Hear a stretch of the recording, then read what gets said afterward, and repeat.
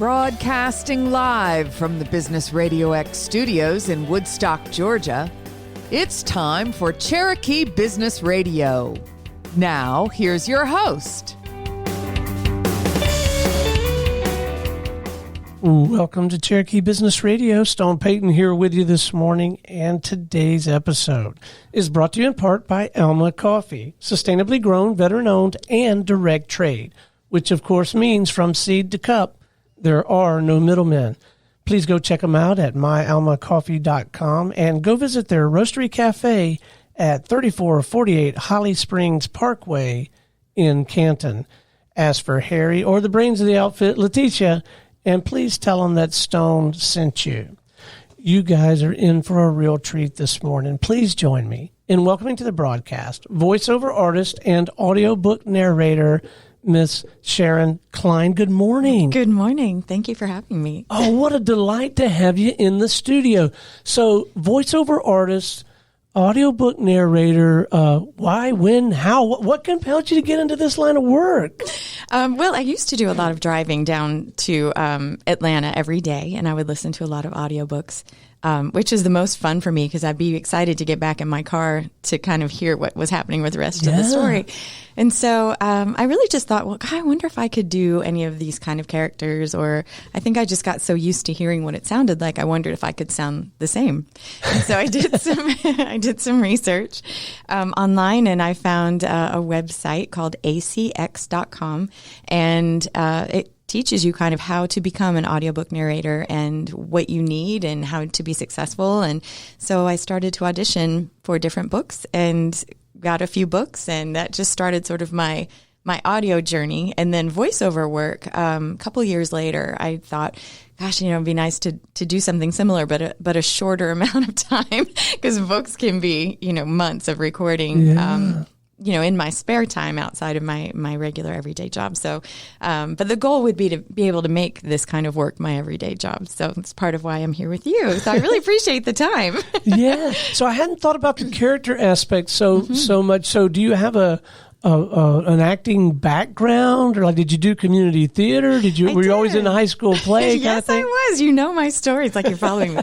Yeah, no, I really was. I did a lot of theater in high school, and like musicals, and just kind of loved getting into characters. And so I think one of the most fun parts about doing the audiobooks and recording is kind of becoming a different person, and trying to identify with the energy of who that person is to make it easy for the person listening to automatically know this character's speaking. It's different from when you're just reading a book and you're hearing voices in your head, as opposed to hearing it. You don't want someone to question who's speaking and get confused. So, well, I can't imagine that challenge, because it's one thing to see an actor on stage and they're in costume and they have different movements, and maybe now that I'm a little more informed, I'll look and listen for different voice too, but you've got to do it all with the voice. Right. So the main, if it's a woman speaking, usually I get a book where the main character is a woman.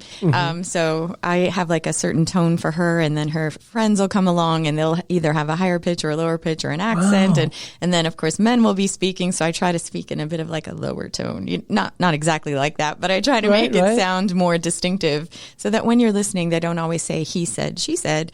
It's more just a natural flow of conversation. So of course, I'm a huge admirer of Frank Caliendo, oh my goodness, yes. And my nephew candidly does a pretty darn good Christopher Walken and Donald Trump. No kidding. And so he's like entertainment at the family dinner, right? And I enjoy the heck out of it. But I wouldn't even know where to begin. So you've had to train yourself. You've gone to help get people to help you. How does that work? Well, I really I look up YouTube videos a lot on different accents. Like there was one book that I did where a character was from, Jamaica. Yeah. I think. And I was like, I don't know. I'm going to sound like an idiot. I'm going to sound like an idiot. People are going to hate this book and write the author. And so I just did a lot of like listening over and over to just the tone. And I checked with the author and it's like, here's how I sound. Are you happy with this? Because my goal is to make the author just so happy and feel like, oh, yes, this is exactly what I was looking for. That's the way I want to be with anyone I'm interacting with in this industry, is to just hope that they're extremely happy with everything that I've done. that they feel like, okay, yes, this has brought to life my product. This has brought to life these characters. And it's very special when an author feels that way. It's like very satisfying for me. Well, no, that's the beginning to the answer, I'm sure. But a question I wanted to ask you is why do you feel that this kind of work is so important to businesses and authors? And it's a good question. It is a good question. I think in terms of business or product, when I read a statistic, and I wish I could give you the exact source, so I hope you believe me, but there's about 8 seconds that we have when we're listening to something for an ad to catch our attention. Because I do the same thing. If I'm not really into it, I switch over to something else. So having a voice to set the tone of what your product is or your business is or your service is really important. It gives an energy. It gives almost a call to action. Listen to what I have to say. This is important. It brings to life your product, and it explains in a really super concise, non-confusing way. Usually, this is the problem that people have. This is an answer. Could be us, and this is why we're different. And so it makes the product or service that you have, or even book. It sounds very professional and serious and not just someone off the street speaking. And I think a voiceover artist kind of knows the audience as well, knows what audiences want, because that's kind of what they're thinking about all the time. Right. What would someone want to hear, and how can you make it sound even more appealing than just someone on the street speaking? So I think that's why it feels really important, is to have that professional sound, be taken seriously, set the tone, explain in a concise way why your product is wonderful or different or important, what your values are. So let's walk that through a little bit. What are some of the applications? One that comes immediately to mind, of course, is we interview a lot of business authors here throughout the Business RadioX network. A long, long time ago, when I had black hair, I self-published a book, right? Good for you. But there are a lot of people out there in the business world. So that's one application, is to have their book have an audio version of their book. But there must be a ton of other applications for this. I agree. The voiceover industry is so huge, and I'm just still 2 years into it. So I'm definitely not an expert yet. I hope to be someday. But just from the experience that I've had in kind of dabbling in this industry, and I did go to school for it. So got some really good insight into different ways that I can market myself. And one of the big genres is computer games and video games. And it's huge. I would love to get involved in that way, some way, and be a character on one of these kinds of games. And it can go on and on and on. Yeah. And that's the goal kind of for me, is steady work. But also you've got obviously radio and commercials, and you've got, oh my goodness, I'm trying to think. There's like so many different aspects. It's kind of crazy because when you really pay attention, you can hear how voices are involved in so many different parts of our lives. Right. And I watch TV, obviously, and hear a commercial come on, and I wonder, what would I sound like if I had tried to done that? But also there's voiceover announcing people. Like if you're having an event and you need someone to speak and kind of announce people's names or what's happening, there are different videos that you can do as you're walking around town. Like there are media companies that need a voice for an explanation of what their projects are. There are real estate offices that would like to hire people to kind of explain this model home is coming and put that on YouTube. And I've done medical explainer videos, like software that's brand new for a medical office, and they want to have like their whole team learn how to use it. I've done the voice for the explaining how that works. Gosh, I can't even think. It's so funny. I'm like racing. My mind is racing, so I sound great and articulate. I'm sure I sound great. No, you do. No, and I know our listeners can feel it too, and I can certainly feel it in this room. Your passion for this work. I mean, really. I mean, I think this is what you're meant to do. That's so sweet. It's very fun, and I find a lot of joy in it. Which is, to me, that's kind of the key. If you're really finding some joy in what you're doing, it's not really just about me making tons of money. It's providing a service that you're happy with, and we both win. That's the best, is when there's a win-win. You're happy, I'm happy. Let's hope everyone walks away with a good feeling. Sure. Okay, so how does and I'm sure that the answer to this is evolving, but how does the whole sales and marketing thing work for a small business like this? How do you get on people's radar? How do you get those first conversations to talk to somebody about, hey, maybe I could voice over your training videos or something? That's a great question. There are lots of different ways that I could be marketing more, and it's kind of my goal this year is actually to build this business, and this actually is part of it. I started to go to some local business meetings once a week, like Woodstock Business Club or YPOW, or those are my two. You know, so I go to YPOW, and that's how I met you. And Right. it's really great in that I feel like I'm not just a name or just even a voice that you hear somewhere. It's getting to know people, because ultimately that's what business is. It's meeting with people and interacting with people. And I wanted to build my own brand in that way, not just be a business card or a mailer. I wanted to be a person. And I think just having met so many different really wonderful and innovative and smart people that work here in Woodstock, it's really been fun to say, you know, do you have an interest? Like there's the Reeves House, which has it's an art center, but it's also coffee. It's nice to go and get a drink. Beer and wine and some great waffles. And before, what a waste, they promoted Zach, and now he's running more stuff. But Zach, if you guys have ever met Zach, he makes these syrups out of beer. And it poured over this. I love everything about the Reeves House. I've never had it. That sounds amazing. But that's what I mean. So if let's imagine that they had a little video that they wanted to explain their new, syrup. And put it on YouTube or put it on their website. Perfect. Exactly. Something like that. So I try to speak to different people. There are mortgage lenders that are there. Do you have any need for a communication that you'd like to explain to people? Or is it, do you need some direction on something? I mean, I would love to be able to help people to get whatever their message is out into the world in a way that they're really happy with. So let's talk about process. And again, probably evolving, but let's say that you do get a chance to have a meaningful, substantive conversation with Darren Hunter over there at Mortgage. What is the name of his outfit? Isn't that awful? Anyway, Darren is he's the mortgage hunter. Anyway, all right. So you talk to Darren, you meet him at Woodstock Business Club or around town or something. And he says, okay, yeah, tell me more. What's the process, particularly like early in the engagement? You sit down and kind of think through goals and stuff? Yes, that's exactly right. So what are some of the needs that you have? So for example, if he's saying, well, we've got a new kind of mortgage that we would like to promote to people. Well, I would ask him to come up with some of the highlights and a script of how he would like it to sound. What are some of what would you like the audience to know the most about? And what would you like them to do about it? And how are you different?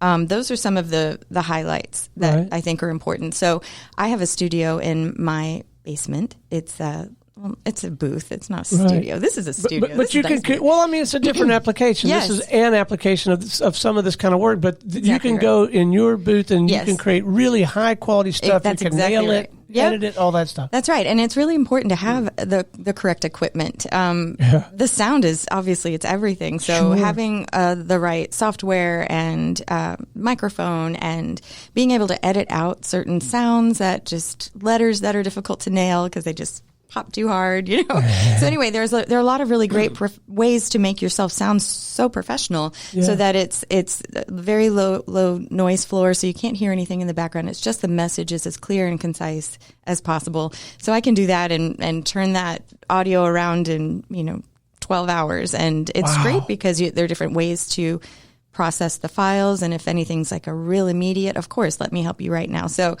so I would be able to send them an audio file and have them I don't know, even if they wanted something on their voice, like as an answering service. I have one of the companies I do is thank you for calling Stone Payton. For this, press 1 for the, so those are really important as well. It just occurred to me, if anybody should have a really good, solid, professional sounding voicemail, it's Business RadioX people. Well, all of our studio, right? It's true. But whoever did your intro, I was like, who is this lady? She sounds great. She sounds great. You don't need me at all. I don't know. We'll find out. But no, that's another application, right? That's exactly right. And podcasting is so prolific. Not a lot of folks, I don't think, are doing what we do with the in-studio and all the content. That's right. But I don't know, maybe they are. But a lot of people are doing the podcasting. And so to reach out and have you do those. It's true. In the pandemic, that's kind of when I started to do, I had been going to school a couple months doing voiceover, and that's when the pandemic hit. And so I had no idea, but was able to kind of watch as my business and kind of as I was learning, it really did change. There's so many people talked about, I'm home. I can't go to a studio. I can't do anything. Mm-hmm. And so actually I lost some opportunities to buy equipment because they were being sold so fast because people were doing things from home, which is great. And it's actually a wonderful business to be part of, to not have to go to a big studio or live near a big city.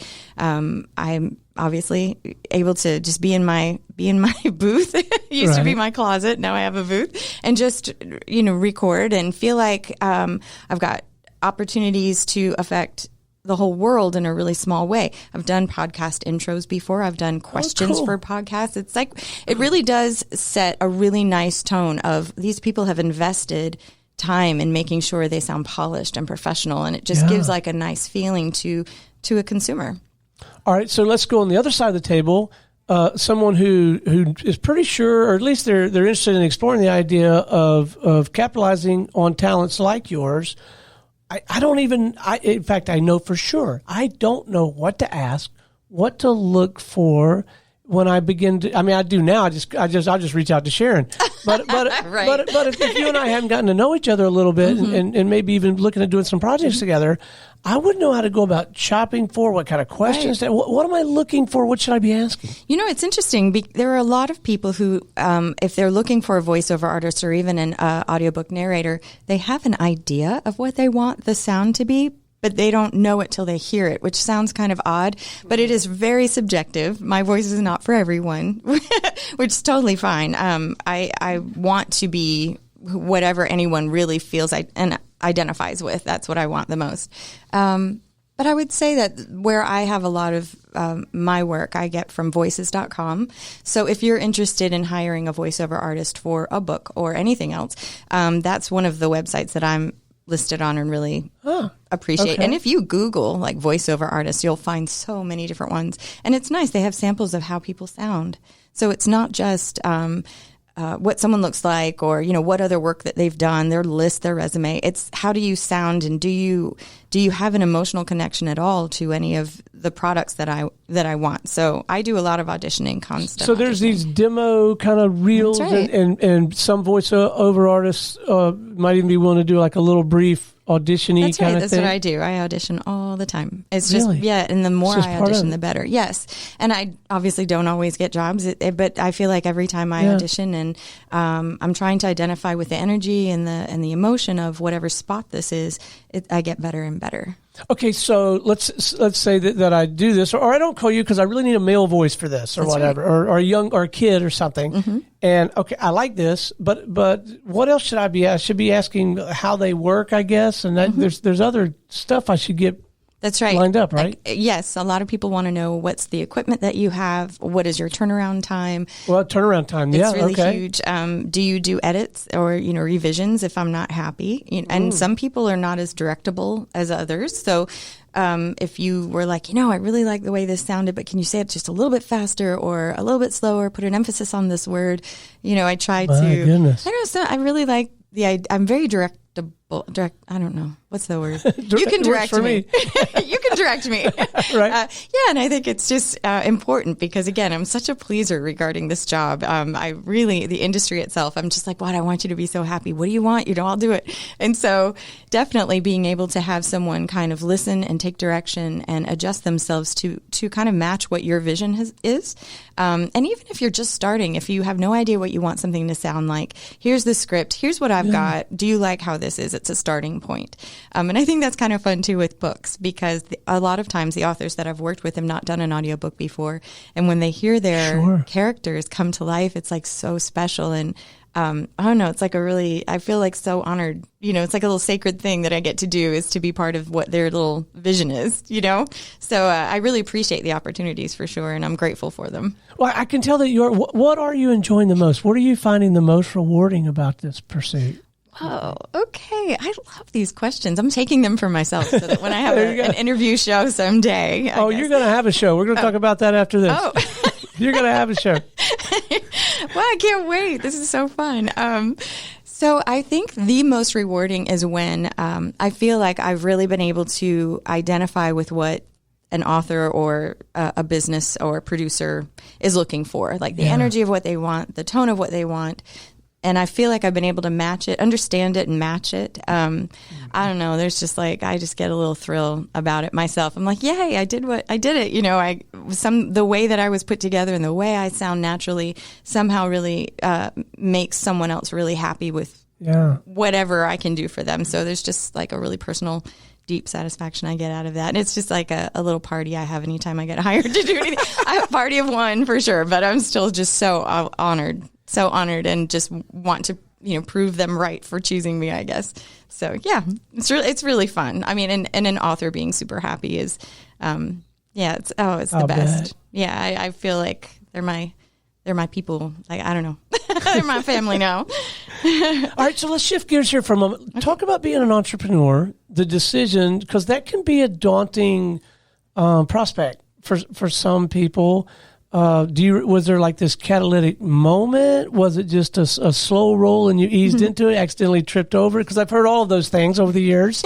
Let's talk about that a little bit. What was that? So when I started to do audiobooks, being paid was part of the process. Like, what is going to happen now? So I had to create, a little business for myself so that I had a tax ID number. And really, I stumble through everything. The first thing I did when I decided to do audiobooks is I put like a little sample of what I sound like, and I auditioned for a couple of different ones. And when I got hired, I actually had like a total meltdown. Like, what do you mean? Oh, no way. I got to do this for real now? Like, what does this mean? I don't even have this or that. Like, I kind of like threw the fishing hook out there, and someone caught, and I was like, oh no. So then I had to kind of go backwards. Well, what do I need to actually make this work? And in figuring all of that out, there's a lot of resources on the internet, obviously, of how to create your own business. You have to make a name and apply and pay certain fees, or actually, I don't even remember. I just kind of did everything. It was like, please make this work. I hope I did this right. But so in the beginning, it was really just doing audiobooks, and kind of everything I did was just online and very slow, and I wanted it to be so good. And just as time's gone on, and I think I've done maybe like 16 or 17 audiobooks. Wow. So I realized, I really kind of need to understand how to market myself and with voiceover work, enormously competitive and very subjective. I can only sound how I sound in general. You could be doing a great job, and it's just this is like an audition for a movie. I need somebody 5'8" and you're 5'5", right? That's exactly right. It's just it's very interesting because it can. I just booked one for Harley Davidson, which I actually do ride a motorcycle, and I think that's why I got this job, is because I can understand, I guess, the energy behind the spot, but I never would have thought they would have chosen me over anybody else that auditioned. I'm like, why me? Why question it? Just be happy, But at the same time, just be great, which I am. But it is just so almost random and serendipity, and who knows, the right person at the right time. So I just keep trying to put myself out there, I guess, and hope someone likes it. But as far as building the business, this next part, being voiceover artist and trying to understand the different markets and what they want and how to best help them. Through school, actually, I had gone to a studio called Such a Voice, and they helped me to understand that there's just the first part of trying to become a really effective voiceover artist, but the other part is letting people know who you are. And I have not embraced that as much as I would like. So again, that's why kind of this year has been my don't hide. Be brave and go out there and try to help yourself to learn, not just, I guess, kind of to avoid hiding. Because for me, I'm like, I'm in my closet or I'm in my studio, and no one kind of knows where I am or what I'm doing. But that's not going to grow kind of my business, which is ultimately, I would love for this to be every day. My full time every day, and getting to know people is a huge part of it. Not just I'm Sharon, voiceover artist. I'm sharing this kind of what I'm all about what drives me. And, you know, I like getting to know you and your story too. It was really fun. We met for coffee at the Reeves house, and it was really fun to just sit and chat and kind of, you know, what are the ways that you kind of move through the world? And is there a way that I can help you and do that as well? So, yeah, that was very random, all the different things I just said. Did I answer your question? Well, I think it's a marvelous piece of counsel for all of the entrepreneurs and aspiring entrepreneurs out there. Don't hide. No, right? That's perfect. It's a challenge. I naturally don't want to, you know, be brave. I tend to want to I like comfort. And so, yeah, it's forcing myself to say what's the worst that can happen. They just say no. And can I take a no? Heck yeah, I can take a no. So, right? Yeah. That's the best thing I can think at this moment. Maybe I'll have better words in like 5 years. So you get 4 or 5 no's in a row, or things don't go well, or you're buried, or you run out of gas and all that kind of stuff. Where do you go? And I don't necessarily mean a physical place, although the answer might be motorcycle. Where do you go to get recharged, to get kind of inspiration, rejuvenated? What's your path for that? Oh my goodness. So I go through phases of being enormously, enormously busy. And then I think you're right. Like I will run out of gas a little bit where I'm just, I gotta not worry about this. I can't be in my booth all day. So yeah, I definitely try to balance out my life a little bit, but, I read a lot of blogs. I'm on, different Facebook pages that are associated with voiceovers. And so when I read what other people are working on, it's very inspiring for me. And different questions they have, also problems that they come up with that I haven't experienced yet. Well, I think it's wonderful that people are willing to share kind of their experiences and what are things to look out for. So I try to keep my mind focused on those. It's kind of nice with social media. But I also look at my audition pages and what different jobs are out there, and some are super inspiring for me, and some I'm like, oh, no, I wouldn't do that one. I know a lot of people, I've been asked too, like, are there things that you won't do? And there are. Some people don't want to do political ads. I tend to stay away from those as well. But anything that can kind of like make a little spark, oh, I know what this is like. I know, if it's about a Prius, because I drive a Prius, well, I'd be happy to, do it because I know what that feels like. So if there's something I can identify with personally, it really helps to make the audition or the spot sound identifiable, and that's the goal, is to really have a moment when you're auditioning or it's to get someone to feel the emotion behind the spot. It's not just, this is a great glass of water, but it's like, why is this a great glass of water? So you kind of go back to, how can you get someone to understand the passion behind why this water is so great, So it really is it's just acting, a lot of acting, not just acting, but it's a lot of acting. But so I think I just try to keep my mind focused in that way. I can definitely balance myself out easy by doing other things. But yeah, I think it's trying to find that balance is really important, because I can get burned out pretty quick. This is turning out to be the Sharon Cline masterclass on entrepreneurship. No, it's not. No, you don't hide. You decide where you draw your lines. You look for the balance. You look for the inspiration. You look for the connection. This is perfect. I love you. I'm so glad you're not disappointed. No, I'm learning. Okay, so where's this thing headed? You touched on it early in the conversation, but it sounds to me like you've got a pretty clear vision of where you want to take this thing. Yeah, I do. So when I was going to college, I was worked at a radio station at Kennesaw State University. Go Owls. Anyway, I loved it. And it was just so much fun. I had a couple different radio shows, and I would interview different people on campus. And I just thought, this is like joy for me, the highest joy. And because I really do, I like people so much, and just kind of understanding people. I like to identify with them in some way. So I think that would be my ultimate goal, is to be able to still somehow do radio and get to know people, and not just have, I'd love to do it all. Like, I'd love to have books, and I'd love to have voiceovers, but also, just chit chat with people and kind of, see what they're all about. And is there a way that anything that I can do can help? Because I do think that we're all here to kind of help each other, I think. Amen. I agree. Yeah. All right. So if our listeners want to get in touch with you and have a conversation with you on any of these topics, let's leave them with some coordinates, whatever you think is appropriate, whether it's LinkedIn, email, website. Sure. But I want to make sure they can connect with you. That's so sweet. Okay. So my website is SharonCline.com. CLINE.com. And I have my phone number there, and I have like a little form that you can fill out, and little samples of how I sound. So if it sounds like something that could work for you, hooray. But feel free feel free to let me know. I'd love to help. Well, it has been an absolute delight having you in the studio this morning. you. Thanks for coming and hanging out with us. Thank you for having me. You're so sweet. Yeah, Appreciate well, it. we're going to do some more of this if things go my way. Oh, okay. I'm on board.